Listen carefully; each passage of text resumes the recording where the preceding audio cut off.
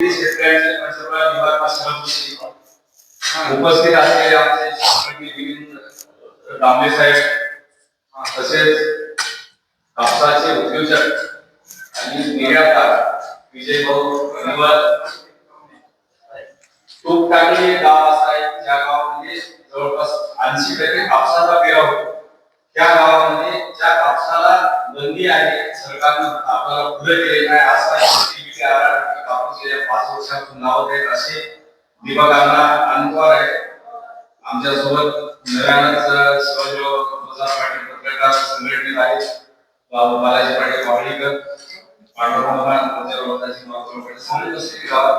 ज्येष्ठ मंडळी खूप जास्त सांगण्यापेक्षा आजच्या कार्यक्रमाची रूपरेषा आणि कल्पना सांगा.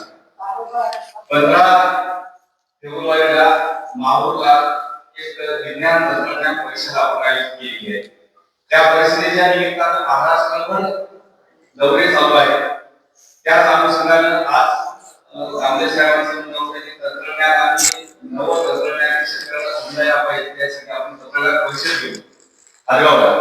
आज दुपारी 2 वाजता हरगावला पत्रकार परिषद आहे. तर त्या अनुषंगानं त्यांना म्हणतो तुम्ही इतक्या 2 वाजता येऊन तिचा जाऊन नुसती पत्रकार परिषद घेऊन जाण्यापेक्षा 1-2 गावामध्ये सकाळची आणि सायंकाळची सभा आहे आणि शेतकऱ्यांना तुमच्याकडे एवढं ज्ञान आहे, एवढी मोठी प्रयोगशाळा आहे, लाभ ज्ञान आहे, गावातला आमचा माती परीक्षण पाणी परीक्षण जवळपास 95% शेतकरी करतच नाही. परंपरागत शेती आपली बाबाची आपल्याला मिळालेली आहे त्या शेतीमध्ये आपण फिरायचं आणि आलेली असते. आता नवं तंत्रज्ञान AI तंत्रज्ञान आर्टिफिशियल तंत्रज्ञान आलेलं आहे. त्याच्यामुळे नव्या उद्योगांना आपल्याला शेती करावं लागणार आहे. परंपरागत शेतीच्या बाजूलाच आहे. दुसरी गोष्ट नवनवे उद्योजक शरद जोशी शेतकरी संघटना ज्याच्यासाठी शरद जोशी खर्ची केलं त्या शेतकऱ्यांना शरद जोशी कळाले नाही, संघटनाही कळाली नाही. पण आज तुम्ही शहरातल्या पोराला जर विचारलं मोबाईलवर पाहिलं तर त्या शहरातल्या पोराला शरद जोशी माहिती संघटना माहिती. आज बीए सारख्या अभ्यासक्रमामध्ये शरद जोशीचा अभ्यासक्रम आला विषय आला तर ही संघटना तुमच्या भल्याची आहे. त्याच्यासाठी आम्ही माहूरला अधिवेशन मेळावा ठेवलाय. त्या मेळाव्याच्या निमंत्रणासाठी आज आपल्या गावात आलो. शेतकरी संघटनेनं काय दिले आणि संघटनेत तुम्ही सिंहावरून करून पाहिले या गावात बरेच आंदोलक आहेत. बरेच आमच्यासोबत पाकिस्तानच्या बॉर्डरपर्यंत आलेली मंडळी आहेत आणि काहींनी भरभरून आमच्या पाठीवर हात फिरला. काही तरी झालं की आणि मला पैसे जसे स्वातंत्र्याच्या लढ्यामध्ये प्रत्यक्ष गोळीबाराच्या समोर जाणारे होते त्यांना भाजी पुरवठा भाकरी पुरवठा करणारी होती तसे तुमच्या गावात खूप संघटनेवर उपकार आहेत म्हणून या गावाला प्रेम आहे. आज आपण माहूरच्या कार्यक्रमाला अत्यंत प्रतिष्ठित असे उद्योजक बनवलेले आहेत. ज्या उद्योजकांना आपली परंपरागत शेतीच्या मागे आपण निघू शकतो का. आज एक विलास शिंदे नावाचे सह्याद्री पुरस्कार कंपनीचे मालक आहेत. 3,500 कोटी त्यांची कंपनी अशी आहे. त्या कंपनीचा या वर्षीचा त्यांनी 300 कोटी रुपये इन्कम टॅक्स गव्हर्नमेंटचा भरला. एखाद्या वेळेस मुख्यमंत्र्याला वेळ मिळत नाही त्या माणसाला वेळ मिळत नाही. महाराष्ट्राला पूर्ण जितका द्राक्ष पिकतो हा द्राक्ष 65 देशामध्ये निर्यात करतो तो माणूस. त्या माणसाला विनंती केली आपण माहूरला त्यांना बोलवले. माहूरच्या कार्यक्रमाला शेतीमध्ये ही शेती मजुराच्या जीवावरची किंवा निसर्गाच्या भरोश्यावरची न करता आधुनिक शेतीकडे जायचं असतं तर आम्हाला वेगवेगळे पिकं घ्यावं लागतात शेतीमध्ये. तर त्या अनुषंगानं आमचे महाराष्ट्र राष्ट्रीय अध्यक्ष आहेत ललितदादा पाडे पाटील चारुदत्त माई हे ज्येष्ठ शास्त्रज्ञ आहेत. आपल्या परभणी कृषी विद्यापीठाचे कुलगुरू होते आणि आता केंद्र सरकारच्या कृषी समितीवर आंतरराष्ट्रीय समितीवर आहे. दुसरे आहे उदयजी देवळकर जे कृषी तज्ञ ज्येष्ठ कृषी तज्ञ आहेत ते पण केंद्र सरकारच्या आपल्या कृषी समितीवर आहेत. गंगाधरराव सुंदरे आपल्या बाजूला जे दत्तक प्रोड्युसर कंपनी आहे कळमूरच्या सोयाबीनची खरेदी करते त्या प्रोड्युसर कंपनीचे गंगाधर सुंदरे हेही त्या कार्यक्रमाला आहे. मिलिंद दामले साहेब आहेत. दिनेशजी शर्मा नागपूर हायकोर्टाचे वकील आहेत.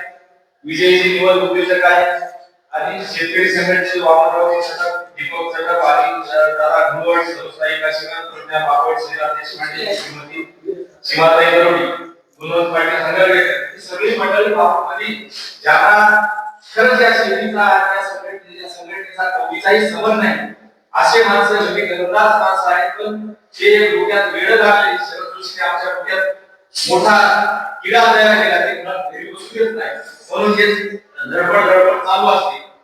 दुसरी गोष्ट आपण संघटनेमध्ये काय कमावलं आणि काय आपला हातात पडले. माझा बाप कर्जात जन्मला कर्जात वाढला तुम्ही कर्जात भरू देणार नाही म्हणून आम्ही एक शपथ घेतली. मी शपथ घेतल्यामुळे काय मिळालं समाजाला आणि शेतकऱ्यांना साखरेवरील लेवी उठवल्यावर उसाला भाव मिळत आहे. साखरेवर 65% गव्हर्नमेंटची लेवी होती. साखर ही जीवनावश्यक वस्तू आहे. सरकार बाजारभावाच्या नियमित किमतीमध्ये कारखान्याकडून साखर घेऊन जात होता म्हणून साखरेला आपल्या उसाला भाव मिळत नव्हता.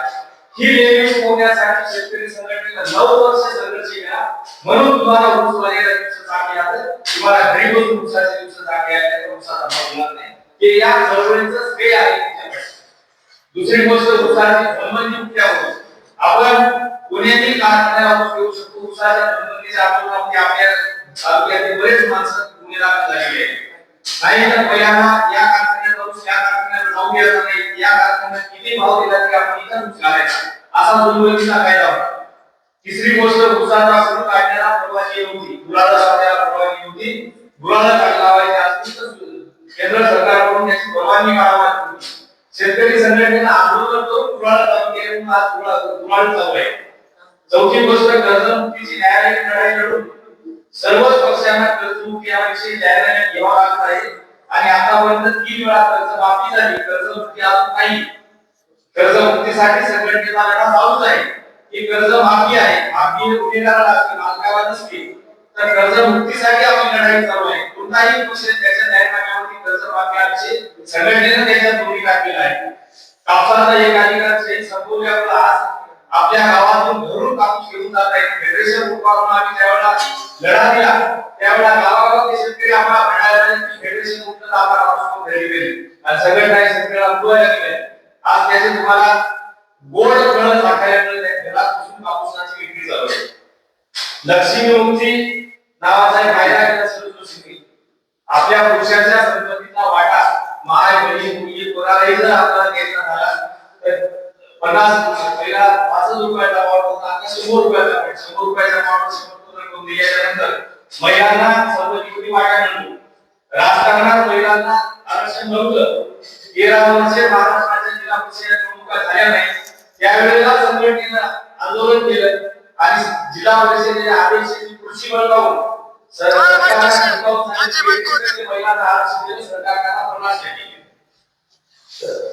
जगातील ज्या गावातील आणि महाराष्ट्रातील 51% महिला आपण असतील रुपये विनापतीची ठेव कारखाने काढून देत होती. त्याच्या विरोधामध्ये आपण औरंगाबाद खंडपीठामध्ये 9 वर्ष लढलो. 9 वर्षाला कोर्टाने निकाल दिला की ही ठेव घेणं चुकीचे आहे ही ठेव बंद करा म्हणून तुमच्या ऊस उत्पादकाचे दराला 10 रुपये कपात होत आहे. खांडोल सारख्या गावात किती टन ऊस वगैरे त्याच्यात 10 रुपये किती तुमचे जात होते हे आता एवढे तुमचे म्हणजे मिळवून संघटनेने तुमच्या हातात दिली आणि हे सगळं मिळवण्यासाठी शेतकऱ्यांच्या संघटनाच्या आंदोलनाने 27 गोळीबाराने सरकारच्या गोळीबारात आपलं बलिदान गोळीबारात गेलेले आहे. त्या हुतात्म्यांना अभिवादन करण्यासाठी आम्ही मारुतला सगळ्या शेतकऱ्यांना बोलावतो. त्या कार्यक्रमाला आपण यावं.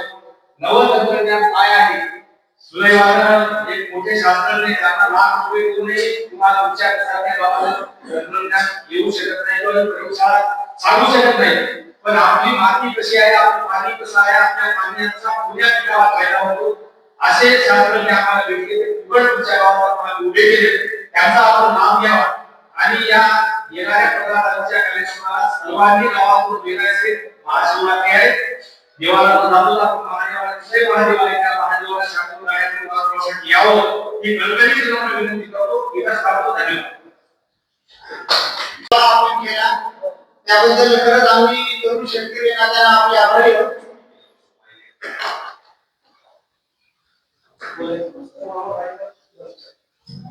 विजय सर आपल्याला विनंती आहे आपण तात्काळ सन्मान करण्याकडे यावे. आपल्याकडे पाईप दुसऱ्यांना भरण्यासाठी लागणार आहे.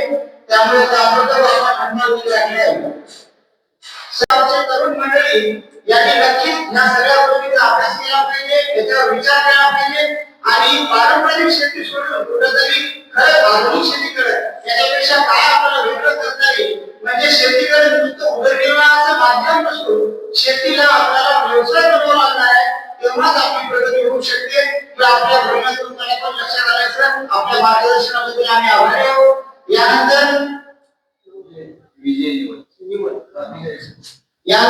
उद्योजक विजय निवड सर आपल्याला मार्गदर्शन करतील. आणि हडसणी या गावचे सर्व हरडप या गावचे सर्व नागरिक. आत्ताच शिवाजीराव शिंदेनी सांगितलं की आपल्याला आज ही जी मीटिंग आहे याच्या मागची कारणं सांगितली आणि माहूरला आपल्याला सगळ्याला यायचं आहे. कारण त्यांनी जी उजळणी केली की आजपर्यंत शेतकरी संघटनेने काय काम केलं, प्रत्यक्ष अप्रत्यक्ष आपण सगळे त्याचे लाभार्थी आहोत. कुठं ऊसाची झोनबंदी असो, FRP असो, की कापसाचं आंदोलन आणि सीमापार आंदोलन करून शेतकरी संघटनेनं सरकारी बंधनातून शेतकऱ्याला मुक्त करण्याचं काम आजपर्यंत शेतकरी संघटनेनं केलेलं आहे. तर त्यांनी जे सांगितलं परंतु आज 2026 साल सुरू आहे. शेतकरी संघटना 1980 साली पहिल्यांदा महाराष्ट्रात शरद जोशींच्या विचारानं काम सुरू केलं आणि शासनाचे आणि सरकारचे बंधनं शेती क्षेत्रावरचे आपण हळूहळू मोडकळीस आणून शेतकऱ्यांना जे काही स्वातंत्र्य मिळवता येईल ते मिळवून दिलं. त्यात सहकारी क्षेत्राची, साखर कारखान्याची दादागिरी असो की कॉटन फेडरेशन असो. तर आज 1980 पासून तर 2026चा जो प्रवास आहे याच्यात फार मोठे बदल झालेले आहे. 1980 साली भीक नको हवे घामाचे दाम हे वाक्य घेऊन आपण घराच्या बाहेर पडले शरद जोशी आणि ते पटायला लागले. परंतु 1989 ते 1991 सालात व्यापारामध्ये जे बदल झाले जगाच्या पाठीवर, त्यानंतर शेतकरी संघटनेने सांगितलं की सरकारी बंधनातून नंतर जगामध्ये काही असे करार झाले ज्याला WTO किंवा गॅट करार म्हणतात. तर भीक नको घेऊ घामाचे दाम.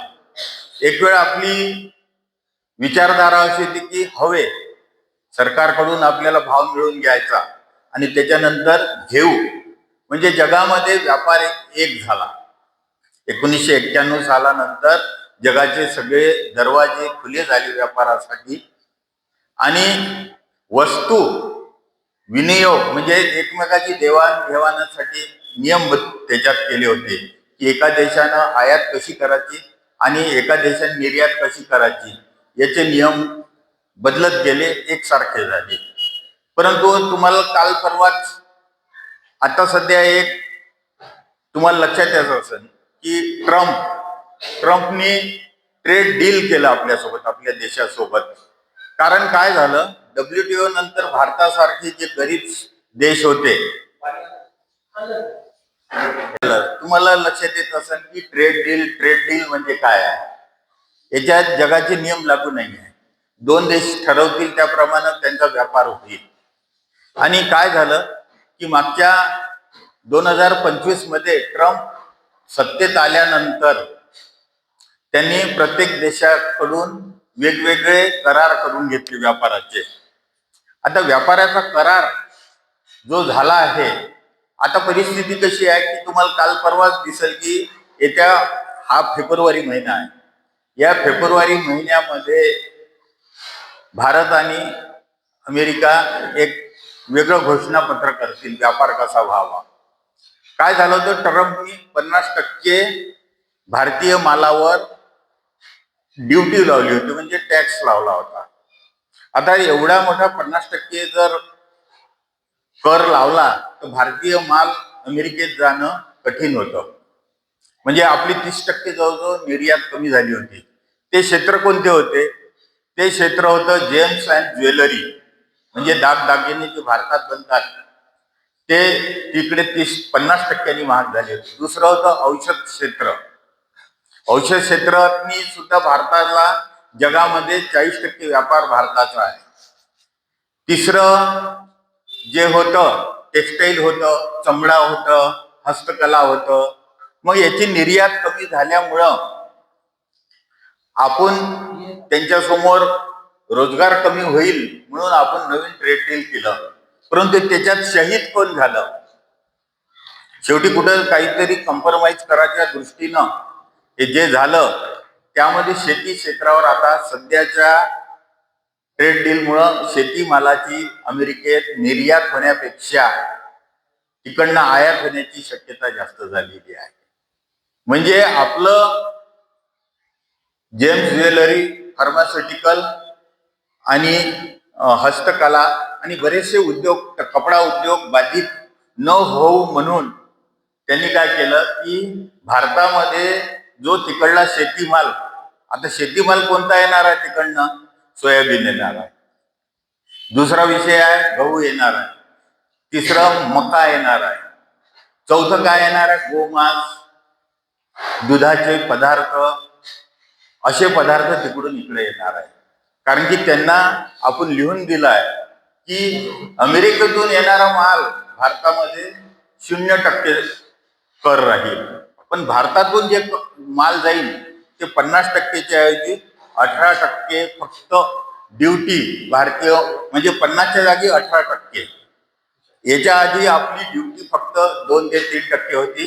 म्हणजे आपण शेतकऱ्याचा मालावरचा बळी दिला आहे या करारामध्ये. त्यामुळं साहजिक आहे की शेती क्षेत्रामध्ये जे निर्यात होणार आहे ती निर्यात जर तिकडे करायची असेल तर आपल्याला शेतकरी संघटनेच्या माध्यमातून त्यांच्यावर दबाव आणावा लागेल. तर तिकडे सोयाबीन बघा, भारतामध्ये आज 4,500 ते 4,500 रुपयाच्या वर सोयाबीनचे भाव आहे सध्या. अमेरिकेत 3,000 आहे. आता 3,000 रुपयेचं सोयाबीन आलं तर साहजिक आहे सोयाबीन उत्पादक शेतकऱ्याला भाव कमी मिळणार आहे इकडे. दुसरं क्षेत्र आहे मका. मका सध्या तिकडे 1400 ते 1500 आहे आणि तो मका सुद्धा इकडे येणार आहे. मग तिकडे 3,000 सोयाबीन का पुरतो बा? हा विषय आहे ना. कारण आपण 4 ते 5 क्विंटल पिकवतो, तिकडे एका एकर मध्ये 30 क्विंटल सोयाबीन पिकतं. साहजिक त्यांना एका वर्षात, एका सीझन मध्ये एका एकरात 1 लाखाचं पीक होते आणि भारतामध्ये 15,000च होते. कारण जे तंत्रज्ञानातील जे बदल झाले शेती क्षेत्रातले, ते बदल आपल्या देशात आले नाही. ज्यांनी जेव्हा एक मोन्सॅन्टो नावाची कंपनी आहे, त्या मोन्सॅन्टोने कपाशीचं बियाणं दिलं बोलगाड 1, त्याच्यानंतर दिलं बोलगाड 2, म्हणजे दुसऱ्या स्टेजचं बियाणं आपण स्वीकारलं. परंतु मक्यामध्ये जवळजवळ 7 प्रकारची टेक्नॉलॉजी आली आहे, म्हणजे जीन्स आल्या, जीन टेक्नॉलॉजी आली. त्यामुळं त्यांचं उत्पादन एका एकरात 88 क्विंटल होत आहे. भारतामध्ये मका 17 ते 21 क्विंटल होत आहे, बिहार आणि कर्नाटक आणि महाराष्ट्रातल्या काही भागात. म्हणजे आपला 17 ते 21 क्विंटल मका एका एकरात आणि त्यांचा 88 क्विंटल मका. भारतामध्ये 5 क्विंटल पिकणारं सोयाबीन आणि अमेरिकेत 30 क्विंटल पिकणारं सोयाबीन. भारतामध्ये 7 ते 8, 10 क्विंटल पिकणारा कापूस आणि त्यांचा 20 क्विंटल पिकणारा कापूस. आता काय अमेरिकेचा शेतकरी खूप हुशार आहे भारतीय शेतकऱ्यापेक्षा असं काहीही नाही. मी स्वतः अमेरिकेत जाऊन आलेलो आहोत. तर तिथला शेतकरी तुमच्यापेक्षा काही वेगळा नाही. बरं, जमीन आपल्यापेक्षा निकृष्ट, म्हणजे जिथं तुमचे गावरान आहे, जिथं गाई चरायला जाते, अशा जमिनीत तिथं उत्पादन होत आहे. याचा अर्थ काय की शेतकरी तिथला आपल्यापेक्षा की आपल्या एवढाच अनपढ किंवा सुज्ञ आहे. जमीन आपल्यापेक्षा खराब आहे, तरी एवढी उत्पादनात जे वाढ आहे, उत्पादनात वाढ जी आहे ही सगळी वाढ आहे त्यांनी स्वीकारलेलं तंत्रज्ञान. बरं, ते तंत्रज्ञान भारतात द्यायला तयार आहे का? तयार आहे. मग याच्यात अडचण कोणाची आहे? अडचण आहे भारतीय सरकारांची. भारतीय सरकारांना ज्या पद्धतीने हे बियाण्याचा स्वीकार करावा लागत होता आणि शेतकऱ्यापर्यंत द्यायचं होतं, ती कमिटी आहे एक दिल्लीमध्ये. त्याच्यात सगळे शास्त्रज्ञ आहेत, 11 प्रकारचे 11 शास्त्रज्ञ आहेत आणि त्या शास्त्रज्ञांनी त्या कमिटीने भारतात हे बियाणं शेतकऱ्याला द्या असं रिकमेंड केलं आहे, म्हणजे सँक्शनच केलं आहे. परंतु 2008 पासूनच काही लोक आपल्या विरोधात कोर्टात गेलेले आहेत. ते कोर्टात जाऊन त्यांचा अभिप्रेत असा आहे की त्यांचं म्हणणं असं आहे की ही जी कंपन्या आहे संशोधन करण्यावाल्या ह्या विदेशी आहे किंवा मल्टीनॅशनल आहे. आता मल्टीनॅशनल कंपनीचं उद्देशच हे आहे की तंत्रज्ञान विकणे. तुम्ही हा जो मोबाईल आहे त्याच्यामधलं जेवढं पण काही तंत्रज्ञान आहे हे जगातील कोणत्या तरी एका कंपनीचं आहे. ट्रू कॉलर असो किंवा अँड्रॉइड असो किंवा युट्यूब असो, फेसबुक असो, व्हॉट्सअप असो, हे जगातल्या कंपन्या आहे आणि हे तंत्रज्ञान प्रत्येक देशाला प्रत्येक कंपनीनं विकत असते. तसंच तंत्रज्ञान शेती क्षेत्रातलं आहे, कारण की संशोधन करणं कधी काळी सरकारचं काम होतं. हायब्रिड बियाणं आलं, कोणत्या तरी कृषी विद्यापीठाचं होतं, कोणतं तरी नवीन टिश्यू कल्चर आलं केळीमध्ये, ऊसामध्ये, हे कोणत्या तरी कंपनीचंच काम आहे. तसं हे जेनेटिक टेक्नॉलॉजी जी आहे मध्ये आलेली, आता हे किती क्षेत्रात आल्या, जवळजवळ 22 पिकामध्ये दुप्पट तिप्पट चौपट असं उत्पादन क्षमता त्याची वाढलेली आहे. त्यामुळं आज भारतीय शेतकरी जो मागे आलेला आहे तो पुढे जाऊ शकत नाही आहे उत्पादनाच्या बाबतीत. याच्यासाठी आपण तंत्रज्ञान न स्वीकारल्यामुळं ही शेती क्षेत्र भारतातली मागं पडलेले आहे. शेती क्षेत्र मागं पडलं की शेतीवर आधारित असणारे उद्योग आहेत, जिनिंग आहे, सूतगिरण्या आहे, कापड निर्मिती करणारे आहे, कापडापासून कापड बनवणारे आहे, हे सगळं भारतात आता महाग व्हायला लागलं. त्यामुळं बांगलादेश सारखा किंवा व्हिएतनाम सारखा इतर 22 देश जे आहे कापड उद्योगात ते आपल्या देशासमोर चाललेले आहे. मुळातच उत्पादन खर्च जे कृषी विद्यापीठ काढतं, जवळजवळ कापसाचा उत्पादन खर्च 10,000च्या वर काढलेला आहे, पण अमेरिकेत हाच उत्पादन खर्च 2,000 रुपये झालेला आहे. ती जर तंत्रज्ञान आपण स्वीकारलं, कपाशी मधलं असो, सोयाबीन मधलं असो, ऊसाचं सांगतो 250 टन पिकणारा ऊस अमेरिकेच्या प्रयोगशाळेत तयार आहे. आता 250 टन म्हणजे असं काही नाही की तिथं ड्रीप लावला आहे व हे आहे, आपल्यासारखीच शेती आहे. परंतु जे बदल त्यांनी संशोधनात केले ते जर भारतीय शेतकऱ्याला आलं तर खऱ्या अर्थानं ऊस उत्पादक शेतकरी सुद्धा 250 टनापर्यंत ऊस पिकवू शकेल. एवढ्याच खर्चात किंवा याच्यापेक्षाही कमी खर्चात, याच्यापेक्षा कमी कष्टाने सुद्धा हा ऊस पिकेल. आणि खऱ्या अर्थानं भारताकडं जगाची धारणा आहे की सगळे जग भारताला अन्नधान्याचं कोठार म्हणून स्वीकारायला तयार आहे. परंतु आपल्याला माहूरला आल्यानंतर तंत्रज्ञान स्वीकारण्यासाठी आपल्याला दबाव आणायचा आहे. शिवाजी पाटलांनी माहूर हे गाव सिलेक्ट केलेलं आहे. आम्ही पाहू की एका जिल्ह्यात एक मेळावा घेता आला आणि सरकारवर दबाव आणू शकलो तर तुमची शेती विज्ञानामुळं सुकर, सोपी, उत्पादन खर्च कमी करणारी आणि जगाच्या बाजारपेठेत सहज विकल्या जाणारी गोष्ट भारतात बनली पाहिजे, या उद्देशाने आपल्याला माहूरला जायचं आहे. आता बदल नुसता बियाण्यातच नाही, कारण 1860 मध्ये जगामध्ये ज्या जमिनीचा अभ्यास आहे हा अमेरिकन आणि भारतात सुद्धा झालेला आहे, ब्रिटिशांना केलेला आहे. आता उरलेले जे विषय आहेत, मिलिंद भाऊ दामले, हे 3 विषय आहे शेतीमधले. तुमची शेतीची जमीन कशी आहे, काळ्या जमिनीची दोष काय आहे. आता आपण काळी आई म्हणजे सगळ्यात भारी जमीन समजतो, परंतु त्याही जमिनीत दोष आहेत. म्हणजे दोष आहे म्हणजे दोष जर असणे म्हणजे आपल्याला निसर्गानं आपली जमीन काही एकदम पिकवण्यासाठीच दिली नाही आहे, त्याला आपल्याला दुरुस्त करायची आहे. नैसर्गिक त्याच्यात काय दोष आहे, आपण काय बदल केले पाहिजे. दुसरं पाणी आहे, जे तुम्ही उपसा करून पाणी देता, कॅनलचं देता, विहिरीचं देता, बोरचं देता. खरंच त्या पाण्यानं च्या किती मर्यादा आहे. आपण 20 वर्ष, 25 वर्ष, 50 वर्ष ओलीत करत गेलो. पश्चिम महाराष्ट्रामध्ये राधानगरी नावाचं धरण आहे, जवळजवळ 70-100 वर्ष झाले त्या पाण्याचा वापर आणि जमीन खराब झाली, परंतु तो दुरुस्त होऊ शकते. दोष असणं, दोष येणं हे आपण जसं जसं वारंवार वापरल्या जातो, पाणी वापरल्या जातो, जमीन वापरल्या जातं, परंतु याच्यावर संशोधनावर खर्च सरकारने लक्ष दिलं नाही. परंतु शेतकरी संघटनेने एक नवीन आघाडी केली आहे, तंत्रज्ञान आणि कृषी विस्तार आघाडी. त्याचे प्रमुख मिलिंद भाऊ दामले आहेत. ते तुम्हाला सांगतीलच की जमिनीतले दोष कसे काढायचे. जमीन त्याच्यानंतर तुम्ही फवारणी वापरता, फवारणीचं पाणी वापरता, त्याच्यात कोणते दोष असतात. कारण की कीटकनाशक अशी गोष्ट आहे, कीटकनाशक, बुरशीनाशक ही जी आहे ही कोणत्या पाण्यात वापरले म्हणजे त्याचा दर्जा सुधारेल.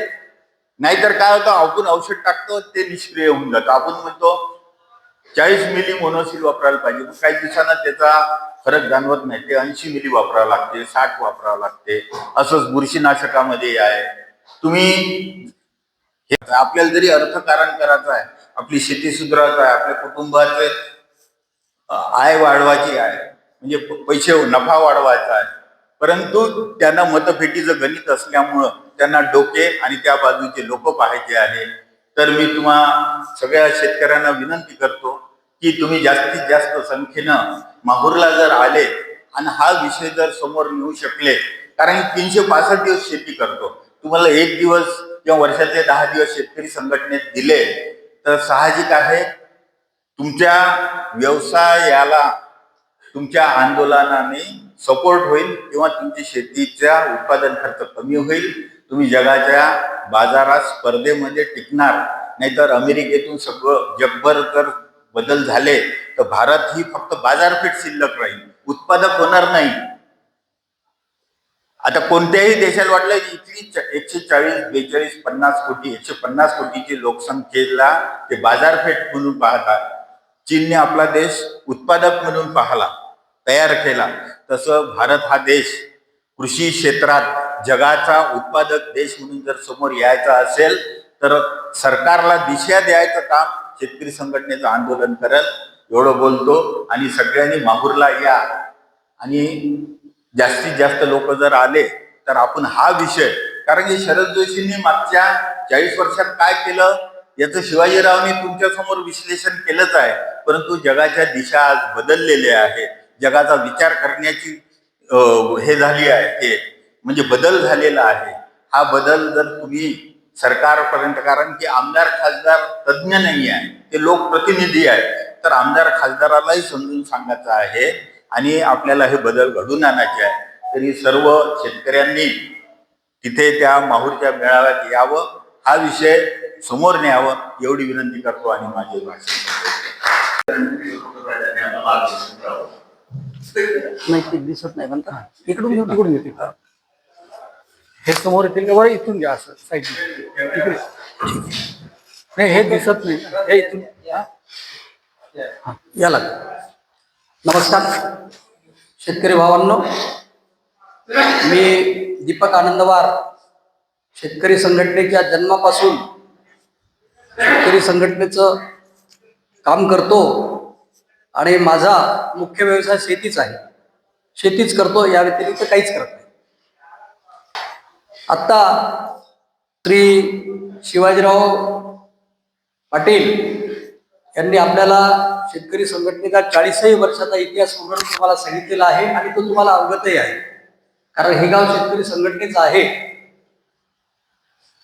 नंतर आमचे मित्र श्री बालूभाऊ यांनी बाजारपेठेविषयी, शेतीमालाची बाजारपेठ हिंदुस्थानामध्ये कशी आहे, जगात कशी आहे, याबाबत विस्तृत असं मार्गदर्शन केलं.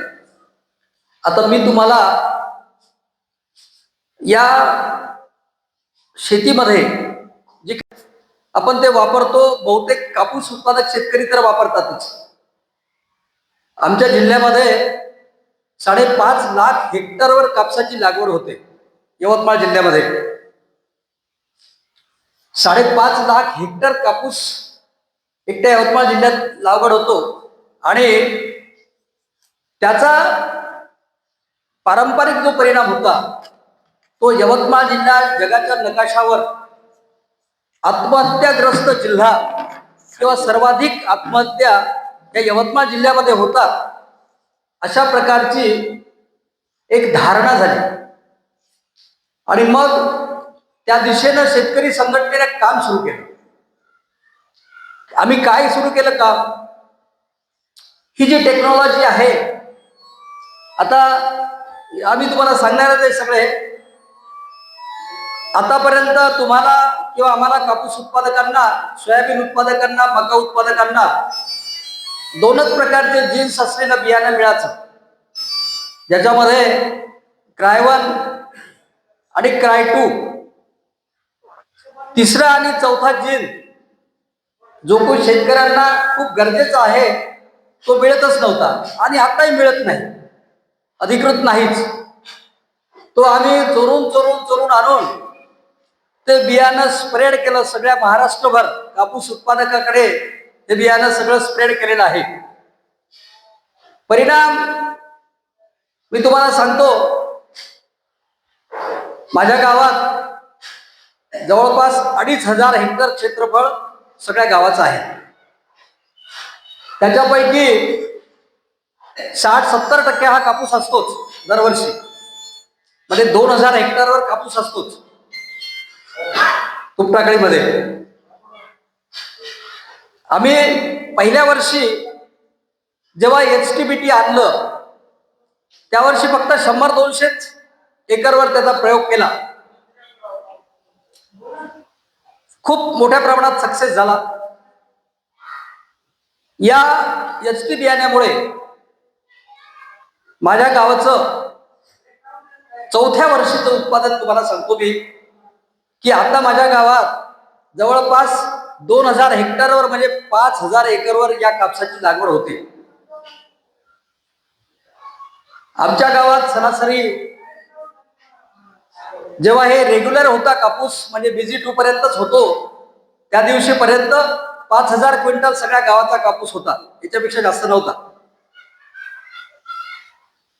हे तंत्रज्ञान आल्याबरोबर माझ्या गावामध्ये कापसाच्या उत्पादनामध्ये जवळपास 2.5 पटीनं वाढ झाली. आता माझ्या गावामध्ये 5,000 क्विंटलचा कापूस 20,000 क्विंटलवर गेलेला आहे. आता त्या गावामध्ये 20,000 क्विंटल कापूस होतो एका तंत्रज्ञानामुळे. बरं, नुसतं उत्पादनच वाढलं असं नाही, त्या HT तंत्रज्ञानामुळे जो काही कापूस शेतीमध्ये निंदणीवरचा खर्च होता, तो यवतमाळ जिल्ह्यामध्ये सगळ्यात जास्त पाऊस पडतो. जवळपास यावर्षी तर 1,000-1,200 मिलीमीटर पाऊस पडलेला आहे, की जे कापसासाठी अतिशय घातक आहे. आणि खरीपामध्ये, विशेष करून खरीप पिकामध्ये जेव्हा खूप जास्त पाऊस येतो तेव्हा तुम्ही त्या शेतीला कितीही पैसे लावा, जसंच्या तसंच तण निघल. 4-6 दिवसात पुन्हा तुम्ही किती वेळा निंदा, जसं तसं होते. म्हणजे सगळे पैसे लावून सुद्धा शेवटच्या क्षणी आपलं शेत हे पडीत पडते.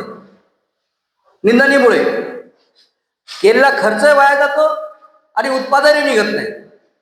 या टेक्नॉलॉजीमुळे काय आहे, मजुरीवरचा खर्च तुमचा हा खूप कमी होतो, खूप म्हणजे अतिशय कमी होतो.